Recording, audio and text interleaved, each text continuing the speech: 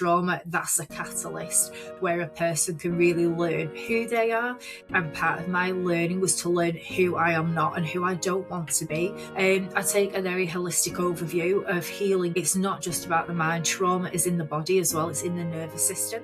When I was diagnosed with trauma, I wanted to look into exactly what that means. It's not just a case of here's a word that I need to recover from. I want to know, well, how has that affected me in my body and in my brain? I believe I can do this. It's going to work out.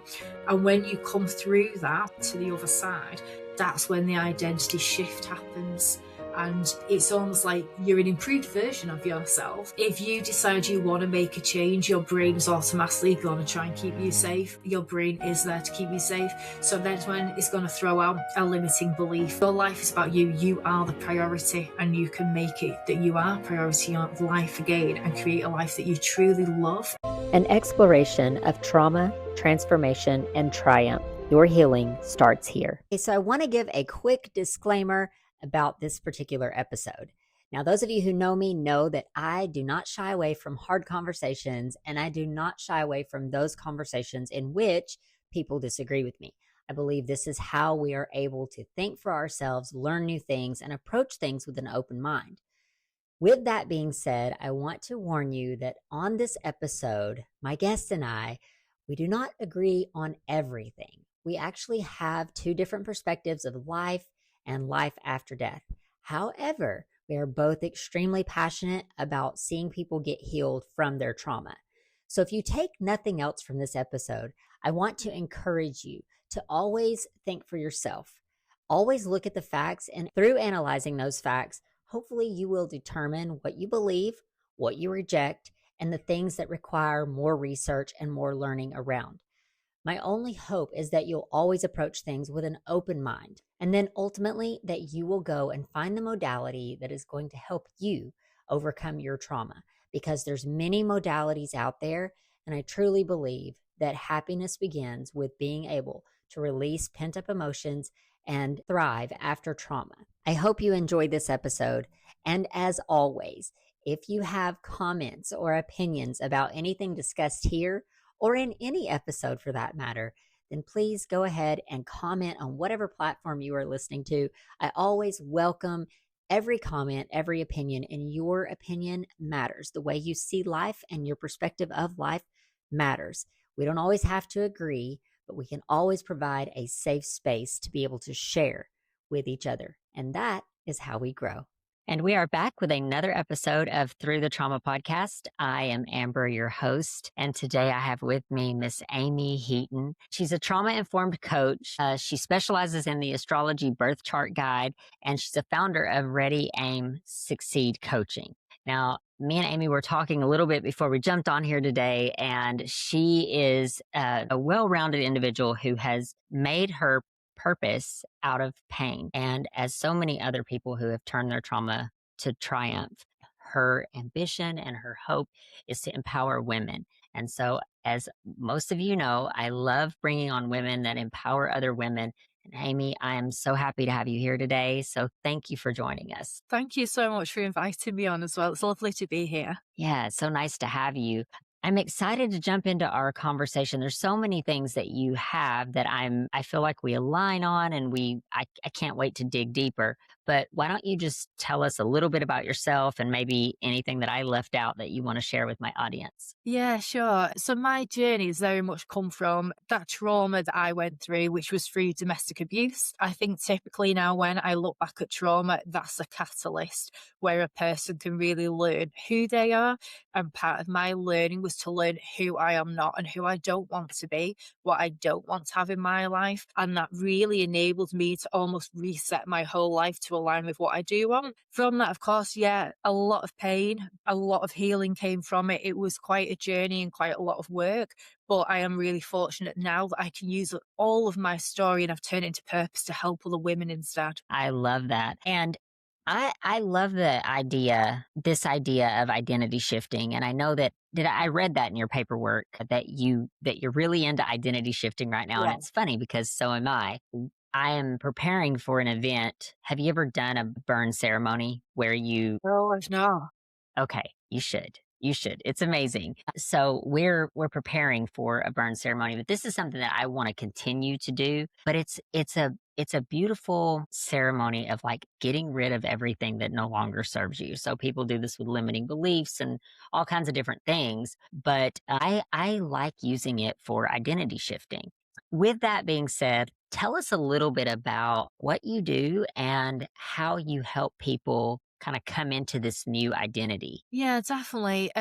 So I'm a trauma informed coach and also an astrology guide. Now, these are part of my own healing process that I went through. During my healing, I started off using things like cognitive behavioral therapy, dialectical behavioral therapy, really had to work on negative thoughts to reframe them, but not just to reframe them, to also understand where they came from and make sure I knew they weren't relevant anymore so they could be released as well. I take a very holistic overview of healing as well. It's not just about the mind. Trauma is in the body as well. It's in the nervous system.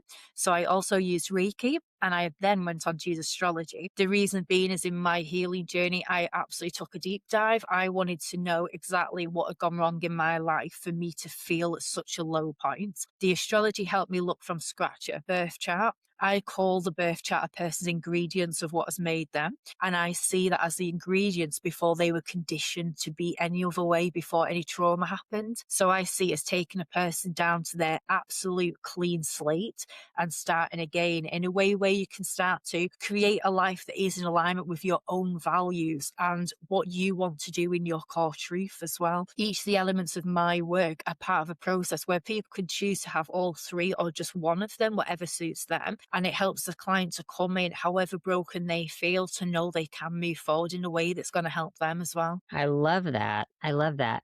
And so your work, it goes very deep and you take your clients really deep in this process, I'm sure. What got you started in doing this? Like, obviously, I know that you have a story that you have, that the pain that you had, you've turned it, shifted it into purpose. But can you share a little bit about your personal journey and how that led you into this kind of work? Yeah, so I think I've always really been into psychology. Back even when I was at high school and college, I loved psychology. I love to learn about a person and know what makes them tick. I love to know why they act in certain ways and why they might emotionally react in certain ways as well. So I used to learn a lot about things such as, like I use DISC assessments now. So a person can learn what their preferential way of treating others is, of taking in communication, of understanding and learning. And then, of course, with psychology, it was looking not just at the thoughts, but also dreams and all sorts, and doing that deep dive. So it was something that's always been very interesting to me. But when I was diagnosed with trauma, I wanted to look into exactly what that means. It's not just a case of here's a word that I need to recover from. I want to know, well, how has that affected me in my body and in my brain? So I did a lot of learning, which also looked at the neuroscience, looking at pathways in the brain that could have changed, looking at how you can recreate pathways. And I suppose for me, it helped that it's a subject I'm really interested in anyway. I could see how the trauma had changed me as a person in terms of that lack of confidence is a big one. So I suppose it was something of interest that I've always learned about. And I basically took that learning and implemented it on myself. At the time, I really did do a deep dive. Of course, trauma is really deep. It is layers. There's a root cause in there. And I had to find out what was the root cause of the trauma. Because of course, yeah, domestic abuse causes trauma. But for me, I almost want to question, well, how has it got to that point where I've allowed it to happen?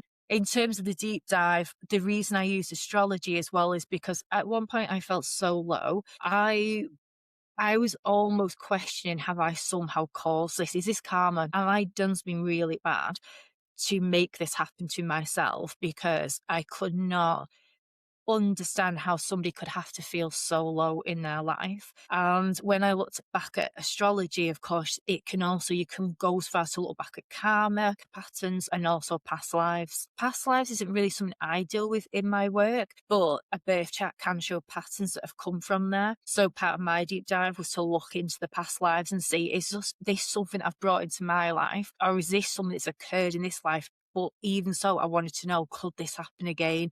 Is this going to become a pattern? And if so, I do not want that. I need to learn how to stop that from happening. So I've gone back and forth with this idea of like past lives. Do I believe in reincarnation? Do I not? I've always not believed in it really because I grew up Christian. I grew up as a Christian, in a Christian household. And then as I discovered God myself, like I also come to the realization that we all have our individual souls. And it wasn't until about, I would say like a year ago that a lot of my beliefs I began to question a lot.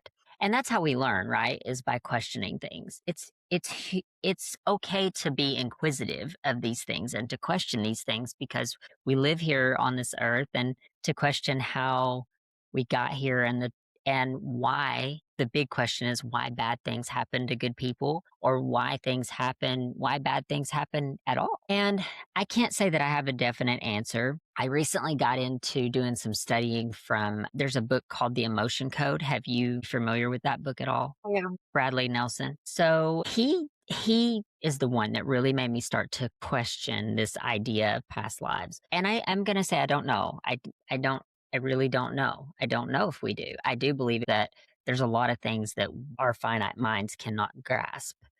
But it's a big universe out there. And so when we start venturing into that, it opens up, I think, more questions, which is, again, is a good thing because people need to ask questions around these things. We need to know. And I don't think, well, let me ask you this. Do you believe in God? So the way I see, I was also brought up to believe in God. Went to church when I was little, but as I became more of an adult, going to church didn't resonate with me. It didn't align with what I thought I should be doing to almost say thank the universe. So I often use signs in the universe, whether it's angel numbers or whether it's actual signs. It may be I sometimes ask for a sign for guidance. And I see that as a universal thing. So I don't say I believe in a God. I believe that there's a universe that's there to support. And as you were saying, it's a massive world. There is so much we don't know. And in terms of, say, the past lives, I know people who work with past lives. It's not something I've chosen to work with, or to be fair, actually interested in me working with it because I'm still very uncertain as to that. But I do think part of coaching and part of healing is being extremely open-minded and seeing where it can take you and what resonates with you to help you almost believe in yourself again. Part of that is about asking the hard questions. And like I say, starting from scratch and just thinking, well, if nothing else had happened in my life, what do I believe? What is my clean slate? And that's how you become yourself rather than other people's influence. Yeah, I agree with you in some regards for sure. I think that trauma is one of those things that it's hard to understand, but it's like we see the effects of trauma in the body and the manifestation of that when it's trapped in our body. We see I would call it generational curses or, bloodline, what happens like past generations, which is different than this idea of past lives. This is like the generational trauma that happens in one generation is passed on to to your children, then to those children, and then to those children for generations. Regardless of what you call it, generational curse or whatever, this thing continues to follow family bloodlines. I'm curious your thoughts on this as well. But like at the end of the day, as we're walking people through healing through trauma, it's gaining an awareness of what that trauma is. And I don't know if it's so important where the trauma came from, except just to have an awareness of it. But at this point in my own life, I would say like healing of all that, healing of that trauma. What are your thoughts on getting people to the other side of their trauma? Yeah, absolutely agree about generational trauma. And it's something that I do with my clients. Originally, I had almost promoted that I was specialising in supporting women to recover from domestic abuse because that's something I've gone through and been trained to help with. But of course, with that comes an expansion of trauma can be created in any environment. And I've had clients now come through, say, toxic workplace trauma or childhood trauma. And with the childhood trauma, you can start to see where this is a generational pattern that luckily the child can break that pattern, but only if they become aware of it being a pattern and they become aware of the fact they've got a choice they can make. People who come to coaching, the great thing is they tend to be quite self-aware. They can understand there's something wrong and they want to work out what it is that's gone wrong that they can fix almost. And the people who don't, maybe the people who will unfortunately continue that generational curse in terms of they'll follow the same patterns, or they may become a bit of a victim mindset. And that's unfair to blame them. That's what they've been brought up with. They don't know anything different. But this is why people like coaches can really help a person to reflect and become more self-aware and understand what is going on within themselves to create this style of life they're leading. Do you see people that have certain things that they find difficult to break, or certain reactions that they see popping back up in their life again and again and again? Yeah, so for me, one of the situations I would say that would come in more likely with my line of work is a person who falls into a similar sort of relationship. And that can come because if they've not yet learned to fully love themselves, if they're not yet living life that's aligning with their own values, that means they're accepting things that do not align.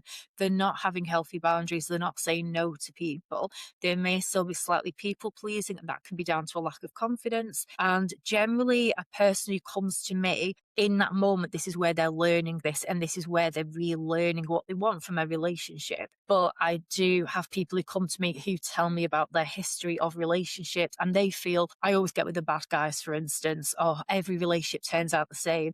And when I hear that, or if I see it on Instagram or something, I'm sitting there thinking, there's a reason for that. There's a pattern, and there's a reason for that pattern. But the good thing is it can be recognized. You can identify the pattern and why it's happening, in which case that means you can stop the pattern as well. Where do you think those thoughts come from? Like, if you had to tell my audience, if they're experiencing these thoughts, they're self-limiting mindsets, right? Yeah. Self-limiting thoughts that pop back up in our mind, and it's like so hard to get rid of. Where do you advise that comes from? Yeah, so quite often, of course, at first you may think they're partly of a surface level. So if somebody's come from an abusive relationship and that person has been bullying you, gaslighting, putting you down, it's quite obvious from that's going to start coming questions about how confident that person is about themselves. However, when you start looking on a deeper scale, you may find that actually when they were younger, they were quite a shy person. They were a people pleaser. They didn't like conflict. And already from an early age, they've been allowing people to almost take advantage. They've done it because they didn't want to say no. They wanted to make other people happy. That's not a bad thing at all. But unfortunately, it's come to the point where another person can step in and take advantage of that instead.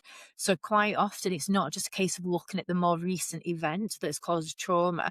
It's looking at how it ever got to that point. And more times than not, I've got clients who it ends up, the root cause is right down into childhood. And that can be shaped from childhood, even the youngest thought or the youngest moment where, for instance, one client stepped into the living room to go out for that day. And unfortunately, a mom told her, you look absolutely awful. You can't go out looking like that. And that sat with her forever. But she didn't realise. So from the age of 8, that sat with her. And every time she got ready to go out, she doubted. She had a lack of confidence. She doubted. She had to look perfect. She could never leave the house without any makeup on because she felt she would look awful. But she didn't realise why that had always stuck with her. And it took years worth before she finally came to me to be coached. And I start to see from what's happening in the conversation that this is likely to have come from childhood, but it's still about asking the right questions to guide them to open that up and recognize it. I can't lead questions as a coach because that's unfair. I might be going down the wrong rabbit hole as well.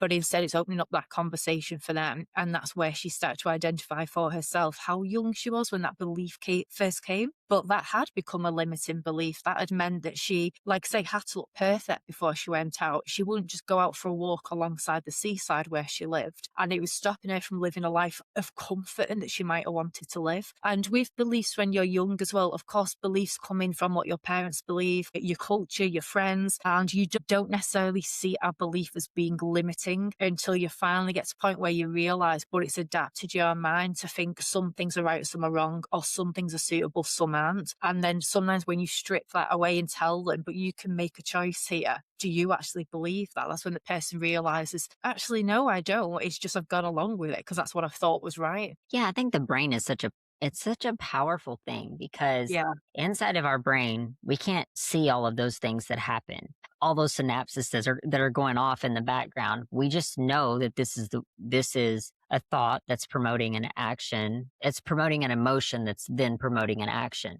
And I think that so many people don't really know that you have an annoying habit, whether that be procrastination or getting angry or whatever annoying thing that you have. And I mean, I know I have things about myself that I feel very frustrated with, and I'm just like, "Ah, I wish I wasn't that way." But I think self growth is where you come in and you say, okay, I'm going to get to the bottom of this, which is what you're saying. When you hire a coach, that's when you're like, I need to ask the right questions and I don't know the right questions to ask. Where would you say someone start? Let's say that someone had these self limiting mindsets, or they don't even know they're self limiting mindsets. They have these thoughts that are holding them back, and they know that they can't get that promotion or they can't get that relationship or they can't whatever goals that they have, they're struggling to attain those goals. What would be the initial first step? Would you tell someone if they come to you and said that? So originally I'd want to start learning what these thoughts were, because like you say, if you say to me, have you got limiting thoughts? Most people will say no, because they don't understand either what it is or they won't see it as a limiting thought. But if a person thinks to themselves, oh, I never get the job or everything always goes wrong for me, that in itself is a limiting thought. Where is that coming from? What has created that? And that is something you open up the conversation and work out, well, where was that created from? And that may be that this thing such as they keep not getting the jobs they want, but why not? And it's almost using the 5 whys as well. And coach, we don't tend to use the 5 whys because it can sound like an interrogation, but actually I use it on myself a lot of, well, why have I not got the job? What can I do differently? You keep going. With a person who is coming into coaching, so let's see, for me, normally, of course, you start with the discussion anyway, where they're getting to know you, you're getting to know the situation, because it's always the really important thing with choosing a coach is the coach is right for you as well. It's got to be somebody you feel comfortable with. In terms of trauma-informed coaching as well, some people think that means you just have a knowledge of trauma. That's not the case. It means I can identify when there's trauma responses and how a person has to feel emotionally secure. Otherwise, they are not going to open up.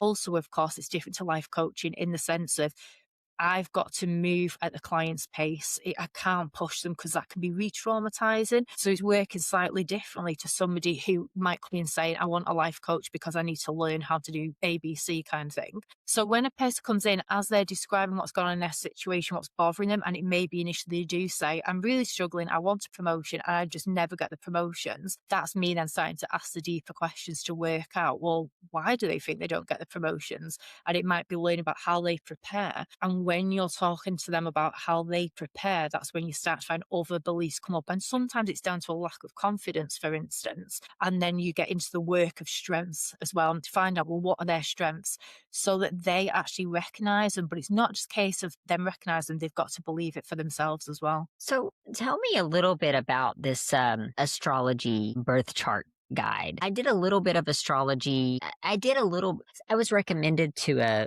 platform where you enter in all your birth information and then it kind of tells you who you are. And I don't remember the exact name of it, but I found that very interesting that based on your birth time and date, that it's almost like it I don't know if it's like the universe kind of aligns. I think everything is energy, so it all is energetic. But how does that actually work? Yeah, it is absolutely fascinating. I was always interested in astrology. So when I came to it as part of my healing, it was something that I was used to using almost as guidance, but I went very deep into using it from the birth chart instead. So I'd had some understanding of the birth chart, but of course did courses in it and really made sure I learned about it. And then eventually brought it into my services because I can see how helpful it is. So for instance, with a birth chart, when you talk about astrology, people might initially think of immediately the star sign. The star sign is what magazines tend to call your horoscope. Now, your star sign is actually the sun sign on your birth chart. And there's not just, of course, it's all the planets that influence you. So if you read a horoscope, you might find sometimes it really aligns with what's going on. And other times you read it and think that doesn't sound anything right at all. But that's because you're not only made up of that one star sign. You've got 3 key elements such as the rising sign, the moon sign, and also the sun sign.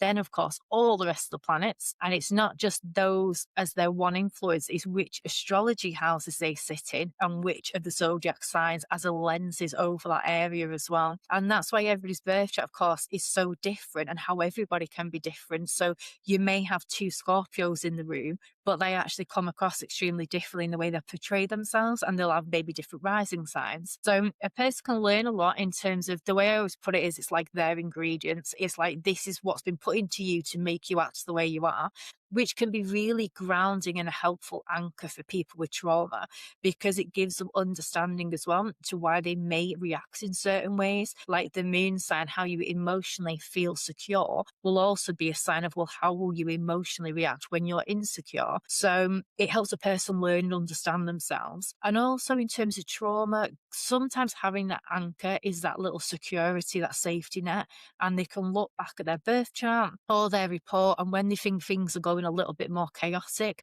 they can look back at it and realize, this isn't chaos. I can prepare, I can feel more grounded again. And that can really help them just to feel more aligned with what's going on as well, and be able to go with the flow more. The birth chart, again, absolutely great in terms of the Chiron. So the Chiron wound, or the wounded healer. Chiron shows a wound tends to be emotional. It's an inner wound that is there for you to heal. Now, although it sounds a shame at first to say everybody's got this wound, it's there, the way I see it, it's there for a purpose. It's there to be healed, and on healing it, you're gaining wisdom, and that wisdom can be used to help other people, which in itself can become a purpose. So for instance, my Chiron wound, very much when I looked into that properly in my birth chart, it very much all makes sense now why I'd be in an abusive relationship that stopped me from speaking up, and I got to the point where I felt too scared to tell my story because I was worried about the rebound that had happened on me. And actually, the more I speak up about it now and help others, that's healing that wound. And of course, with it, you get increased confidence. I feel braver and bolder, stronger, being able to talk about it anyway. Okay, so I'm gonna have to ask you a little bit more about this, because this is some things I'm not familiar with. When you say that everyone has a wound, is this something that you think people are born with, or is this something that maybe we have a natural inclination to be a certain way, which attracts these type of things that could create wounds? And I guess let me explain what I mean there, because I probably am not explaining it well. For example, when I'm an empath, and I know I'm an empath, and I didn't know that when I was younger, because you don't come out of the womb and your mom's like, hey, by the way, you're an empath. I mean, it's great if you have parents that can recognize that and guide you in that. My parents were really young when they had me, so I don't think my mom even thought about it. But looking back, I can see areas that I didn't know how to fine tune the gift of empathy. And therefore, I was taken advantage of. So I guess what I'm trying to ask you when you talk about the wound, is this something that maybe you were born with a certain thing, but you don't know really how to refine it or set boundaries around it? So therefore, you attract these things that can wound that particular gift. Yeah, I totally understand what you're saying. I would say now, definitely some people do believe the Chiron wound can have come from a past life, and it's something that wasn't resolved in a past life and it's brought into the next life for the soul to heal in that life instead. And it keeps recurring. So if they don't heal it in one life, it'll continue. People who don't believe in the past life, who believe it's just from me, this soul in this life, but the Chiron wound is still a pattern. It'll reoccur because it wants to be healed. So for instance, like you mentioned about boundaries, if a person keeps accepting unhealthy relationships because they're too scared to say no and set boundaries, each relationship may be that they get abused, for instance, the same sort of behavior happens, they get taken advantage of.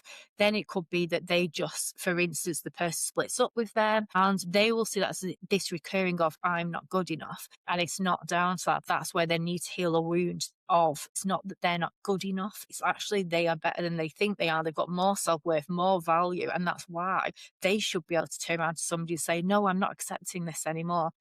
There is, I suppose, that grey area where some people may feel almost you opening up yourself to, this in my birth chart, and therefore it's going to happen. I don't see it in that way, but I've got to be honest, I don't see astrology ever in a negative way, which I feel that would look like that, in the sense of everything happens for a reason. That's a massive belief of mine. I've been through really tough times, but I very much at the time, however hard it was, still felt everything happens for a reason. There will be a reason for this, even if I can't see it now. And now I feel like all that really horrible, challenging stuff that happened, I'm in such a better place. And I have taken all of that and made it into something amazing. So when I look at astrology and look at this Chiron wound, I don't see it as this is an outlet where it's going to draw in bad things. I see it instead of this is an area to grow, to learn. And yeah, it is called healing. It is called a wound, but I think if you were to see it as, if it had a different name instead and it was almost like the growth or something, or, you were looking at it more in a positive aspect of this is a challenge, that's basically what it comes down to. It's going to challenge you. And in a way, it's in a triggering way. So it's going to trigger you to maybe feel emotions, to feel upset, because that's noticeable.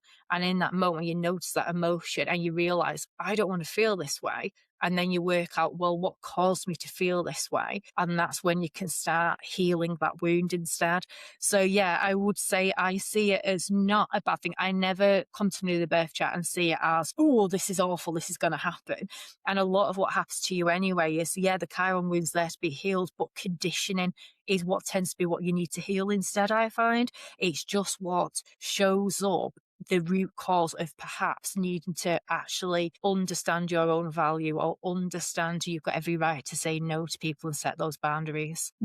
So I'm just curious, and I have to ask this, but what are your thoughts on the afterlife? Like, where do you, I guess, and the reason that I'm asking this is not to interrogate you whatsoever, but I am very curious because if we take our pain and turn it into purpose, and we take our trauma and turn it into triumph, and we do all of these things, like, what is the ultimate goal or reason? Is it to achieve happiness in this life and or beyond, or is that where it ends in your thought process? I think I've got this. That's a really hard one to answer because for me, so also saying a birth chart, you can look at what you're here to release. So the South Node is the past and what you're here to work towards, or to align with your purpose. And yes, if you were to align with your purpose, you'd think, well, I've done everything I need to do in this life then. So therefore, when you die, there's nothing more in that case. Whereas other people would see it as, well, that's maybe when that soul, yes, has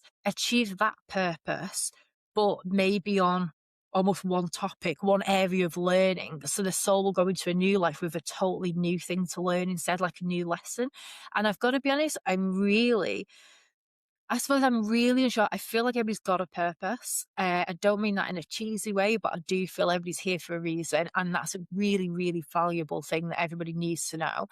But on the other hand, I don't think I could say that if I were to achieve purpose, that's me, I'm done and my soul's done and it doesn't get a new lesson. I feel like probably I'm leaning more towards, I could imagine the soul would then go on to learn a new lesson in the next life, because that's what it's about. Otherwise, like, if you could just achieve purpose right now, what no one would learn, there'd be no growth and it'd be a very easy life. And that's why we're challenged to push outside of our comfort zone. So I feel like, I suppose, if a soul starts being pushed outside the comfort zone, I just don't see that happening. I feel like it'd have to keep being made to learn, because there is so much to learn anyway. Yeah, and as I'm hearing you talk, like, I think as well, like, I come from the fitness industry. I've been interested and just intrigued by fitness since I was in high school because I was really skinny and I wanted transformation. That's really why I got into it. But if I align a lot of things back to the fitness, because fitness is like a mirror to so many things that happen in our lives, right? So, and what I mean by that is it's like I can look at fitness and gain understanding in other areas. So when I think about fitness, I think it's constant growth throughout our entire life. As long as I've been in fitness, I've never got to the place where I'm just like, I might have a day where I'm just like, oh, I really like how my physique looks, but it never stays there. You have No. to constantly work on it.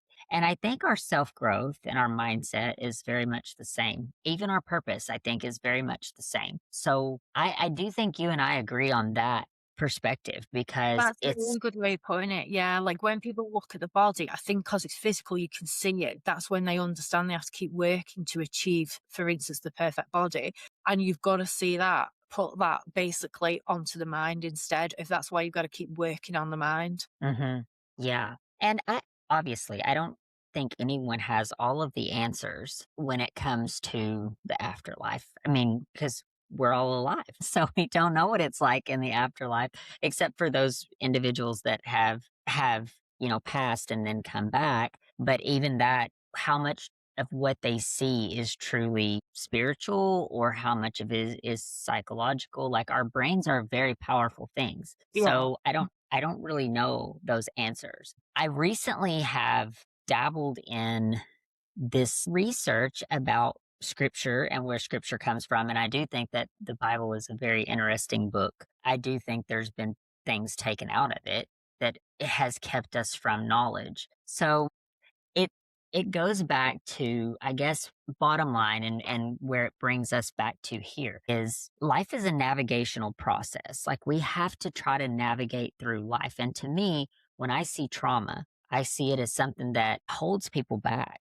It's like a stumbling block in the middle of the path. And it's like, okay, this trauma has come into my life and now I have to fix it. But the beauty of trauma, that if you can find any positive in trauma, my thought process is that the beauty in trauma is that it allows us to become something new. So this goes back to the idea of identity shifting, where it's like now we have this way, this thing that seemed bad. It's like a stumbling block. I stumbled on it, but now it's forced me out of my comfort zone and into navigating these things of life so that now I can find my purpose. I can find the things that I am here to do. And I think if we lived a life of no pain, how would we know happiness? Yeah, totally right. That's it. I had to go through that relationship to really learn who I was and what I wanted in a relationship, but not just in a relationship, what I wanted literally in my life. Because you don't have to, the whole point is you don't need to have a relationship to be happy. You should be happy alone. And I feel a relationship should be complementary to your life, for instance. So if I wasn't going to be happy alone and always seeking that happiness externally, that is still not a healthy thing. Like, when I was diagnosed with trauma, I absolutely felt broken because I just did not feel myself. Some people hate that word and they feel like maybe it's too painful to say the word broken. But to me, if you've been diagnosed with trauma and you feel broken, you would understand why I was using that word. And yeah, it absolutely feels like you've been broken apart, but that means you can recreate yourself in whatever way you want. If you glue yourself back together, it doesn't have to be the way it used to look. You can start again. And that's a really powerful thing. And trauma, yes, is scary. And people are in these really difficult situations or may have left, say, a relationship and they're feeling really at a loss and they're unsure of the way forward. It's a scary time. It feels dark, it feels low. But with that comes a lot of transformation, a lot of power in itself. And the more that you transform and create yourself to be who you want to be and what's right for you, it's so empowering. And there's only you as well can feel that way, in the sense of, yes, bad things happen, but we still get a choice. And that's a really important thing to remember. Some people with trauma, if they sit within the darkness and allow it to keep going, they're choosing that. Whereas they could choose the opposite, choose to transform, choose to start again almost in the way they want. And like I say, that's a very empowering and powerful thing. And I think that's something that's really important for people to realise as well. Hmm. Yeah, and I love the way you put that because it's true. We're given the opportunity to make the choice. Are we going to sit in this thing or are we going to grow from it? Yeah. Because it's very rare that we just stay stagnant. I feel like we're either growing or we're dying. It's very hard. It goes back to exactly, what I used with the fitness example. It's like you're constantly either improving or you're getting worse. It's very hard to just stay stagnant in Yeah. one place. You can't just achieve the goal and then you're there. It's a process and it's a navigation that you have to, I guess, embark on. It's like a journey throughout Yeah. life. Yeah. Yeah. But Yeah.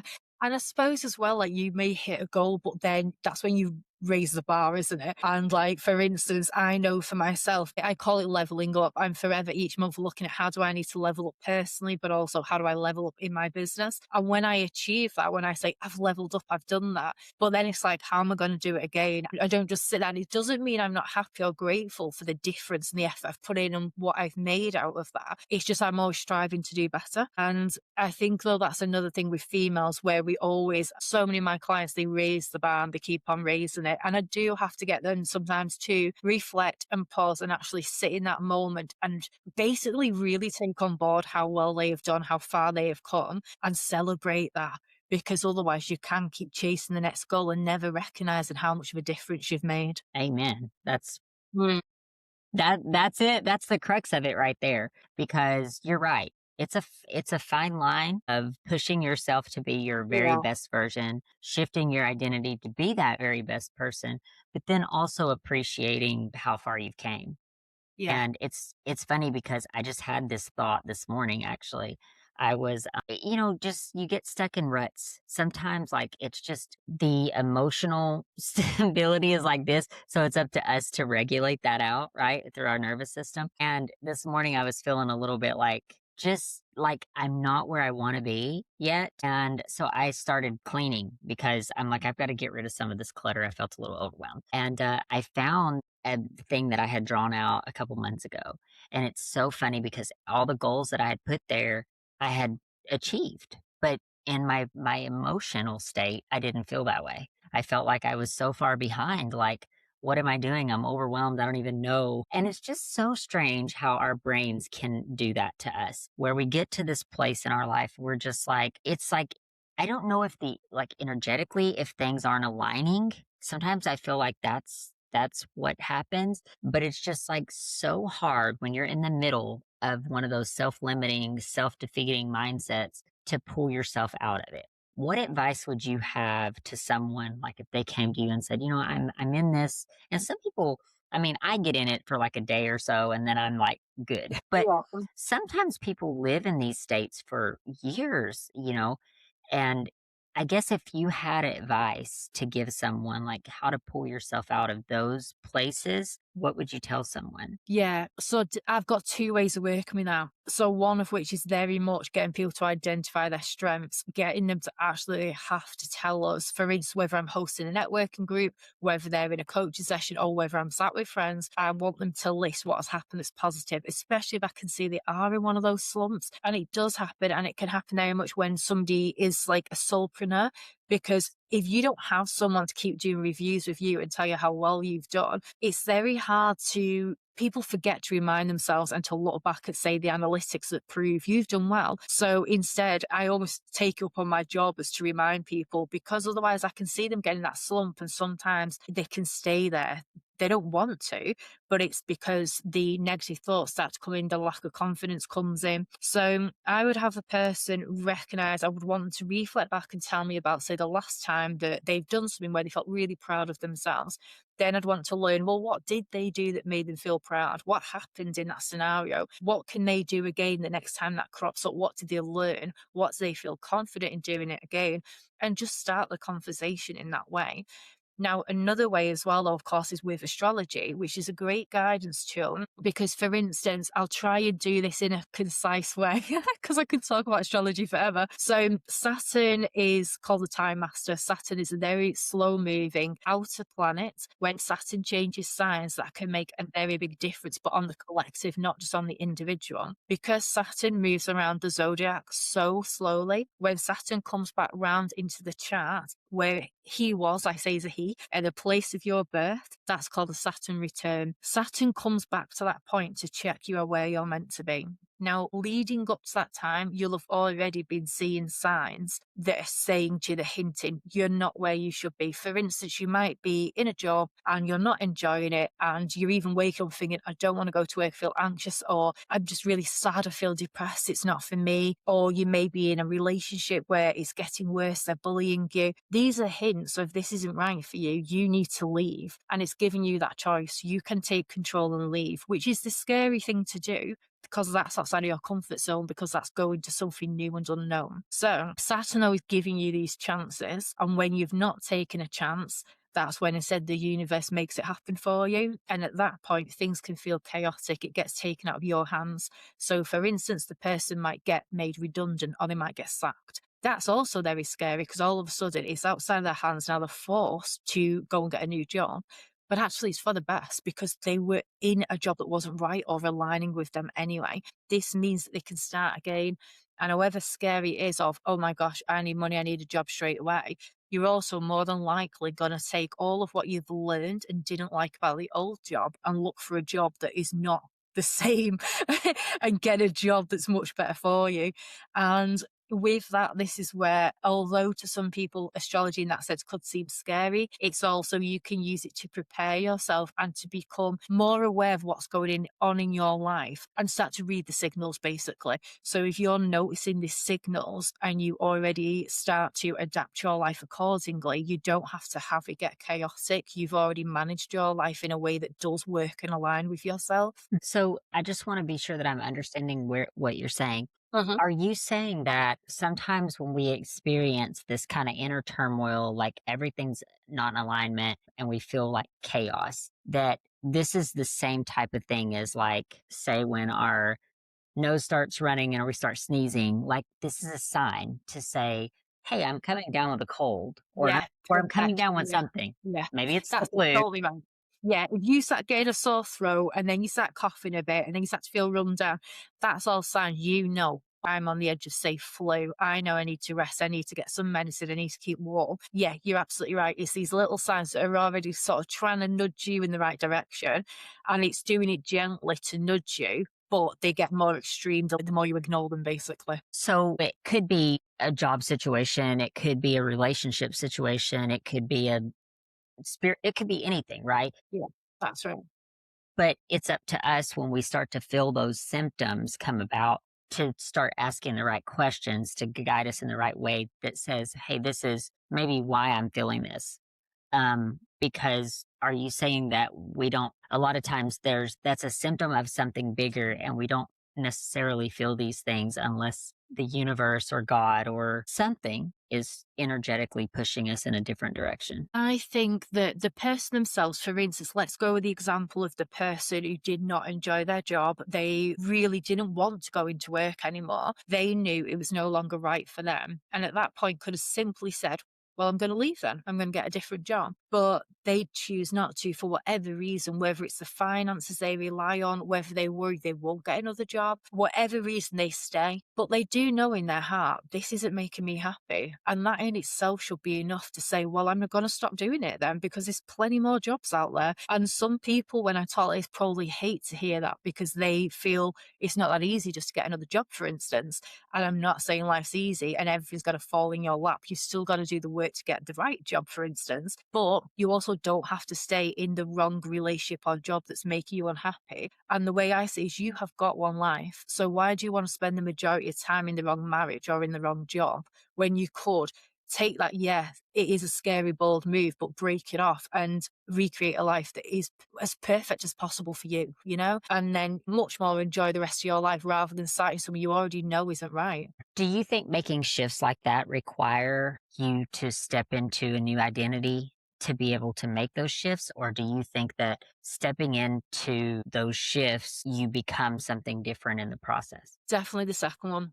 Definitely. I think that if you wait till you feel that new identity, you'll be waiting forever because part of what creates a new identity is pushing yourself out of your comfort zone and doing that new scary thing. And it's taking that jump into the unknown. It's almost feeling like you're in the no man's land. You're in the void. You have no idea if it's going to work out or not. And you're almost living in the faith of the universe has got me. I believe I can do this. It's going to work out. And when you come through that to the other side, that's when the identity shift happens. And it's almost like you're an improved version of yourself. And it doesn't mean you're not going to be tested again to do the same thing. But I think otherwise, if you waited to feel different, or some people wait till they feel it's the right time to leave the relationship or the right time to get a coach, when is the right time? How long are you going to be waiting for? Yeah, I definitely see where you're coming from. I think both can happen, but I do, this is obviously something that I question in my own life, even when I'm navigating through. It's like, okay, what comes first? Do I shift the identity or do I take the action and then the identity shifts? And I think the beautiful thing about our brains and how malleable they are is that we can change that and we can shape that. And I guess the only other thing that I would, I guess, add is that if we decide that we're going to take the action, sometimes subconsciously, our brains want to take us back to that place, to that old place. So it almost works cohesively. Like we do have to do the work, but we also have to take the action. Does that make sense? Absolutely, definitely right. If you decide you want to make a change, your brain is automatically going to try and keep you safe. Your brain is there to keep you safe. So that's when it's going to throw out a limiting belief or check. It's going to question, are you confident enough, or, oh, is now the right time? It's doing it because the brain wants to keep you where it's comfortable, where it knows, even if where you are that is comfortable. I say comfortable as in it's become the known. It doesn't mean it's good, healthy, or even comfortable emotionally. Mhm. It just means it's what your body and brain knows. But your brain almost wants to keep you there because it feels it's safer than the unknown, which could be worse. Yeah, yeah, I agree with that 100. I did just want to give you the opportunity to share a little bit about your particular program, and if people want to try to find you, are interested in working with you, possibly where would they find you? Yeah, definitely. So I've got a website which is under readyaimsucceed.co.uk. On my website is plenty of different links. I'm across pretty much every social media. I've also got a podcast which is called She's Sweet But Psycho, and that's where I talk through trauma, astrology, how you can apply it to healing as well. With my program, so I've got one called From Past to Purpose, and this is my whole healing journey in one program. So a person could go through the same journey I did. They get the coaching, they get Reiki, and they get the astrology guidance, including the birth chart report. This is all the healing that I went through, and this is because it's the mind, body, and the soul. It's not just one element. And with trauma, all of these need looking at. So I've put that into one package so a person can just basically subscribe to that one and work through the whole package in that way, and they can do it within their own time as well. Of course, so if people want to connect online, I absolutely love hearing from people. Absolutely love it. If people want to drop an email or get in touch, connect on LinkedIn and stuff, that's amazing. Yeah, that's awesome. Well, I mean, I love the fact that you are helping women and helping them overcome and working with these issues of becoming your very best self, because that's what it's all about, and living in that purpose. And so I do love your work. If you had to leave my audience with like a specific overarching idea of our conversation today, what would that be? Ooh, I would say, even if you were sat there now and some of this has resonated and you are in the hard place, you're in the tough situation where it does feel dark, don't feel alone. There are a lot of other people out there who will understand you and can listen to you and support you. And you really can make a difference. And even if you feel alone, that's not going to turn, it's going to be a good thing in the end. It's not a bad thing because your life is about you. You are the priority, and you can make it that you are priority in life again and create a life that you truly love and where you truly believe in your own worth. And you honestly can get there. Even if you need a bit of guidance, it will get to that point. I love that. So there you go, words of wisdom. Aimee, thank you so much for spending your time here with us today and just your expertise. I appreciate you so much and love learning from you. So thank you. Thank you so much. It's been an amazing conversation. Thank you. Hey there, friend. Thank you from the bottom of my heart for spending this time here with us on Through the Trauma podcast. Your presence means more than you know. If this episode has spoke to you or gave you hope or made you feel just a little bit less alone, then I would love it if you would take a second, subscribe, leave a review, and share it with someone who truly needs to hear it. Every share, every comment, every listen, it all helps our message get out and reach those who truly need it the most. Healing happens inside of a community, and together we are breaking the silence and creating space for transformation. Thank you so much for being a part of this journey. Until next time, be gentle with yourself. You are not alone.